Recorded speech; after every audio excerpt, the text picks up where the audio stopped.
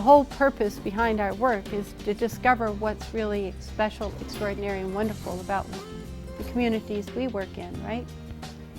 So what I want to share with you today is not a model, it's not a set of instructions, and it's not something that you should follow.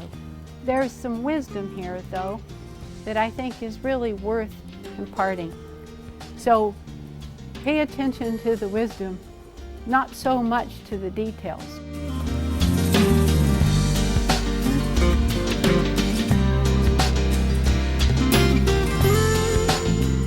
Neighborhood Centers, Inc. is the organization that I lead.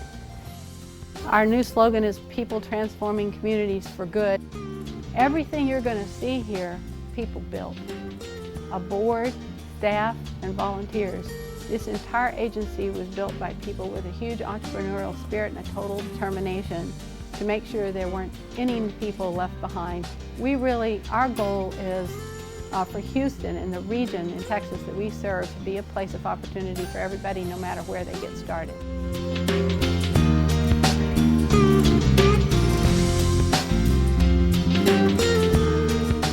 How are you going to make a case for community centers? I wanted to tell you a little bit about how we're framing that in the U.S. because it may be helpful.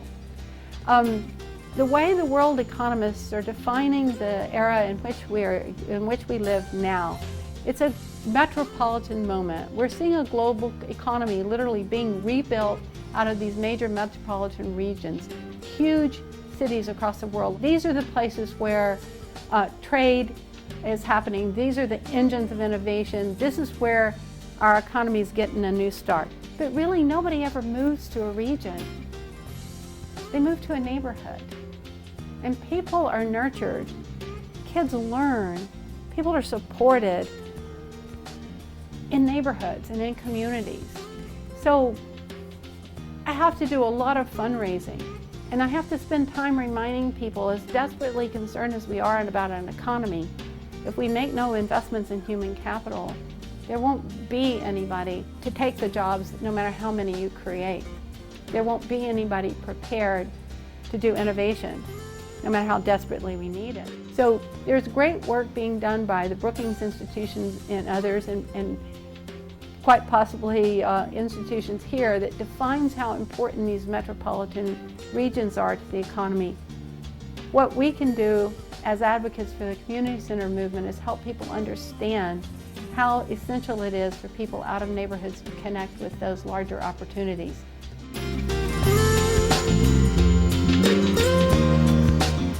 This is actually a photograph of one of our community centers. When the president announced the Promise Neighborhood Initiative, which was the first time in my entire career, 30 years, which an administration understood that community development and community centers were important. We like to say this: the change begins with the first new question. Now, it doesn't end there, and there's plenty of hard work that follows.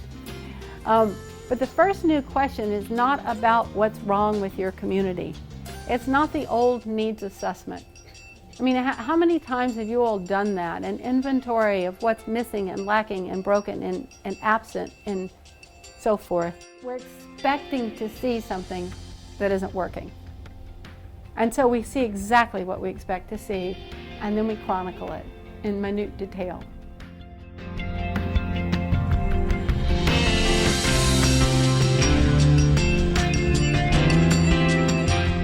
I believe that at times our team, our board, and our staff have been very successful at fundraising.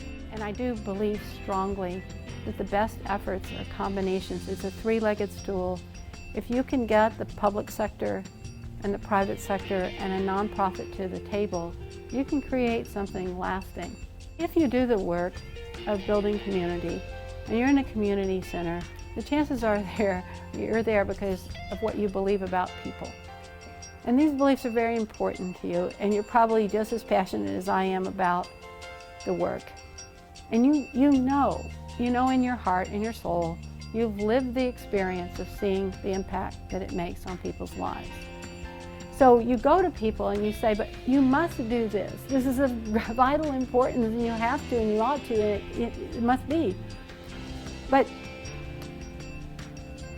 doesn't work. Really, because you have to put yourself in this position. It's really not about you and what you believe and what you want. It's about their frame of reference. The work of being an advocate in this area is to understand what people can do and then to go get that. Go get what they can do.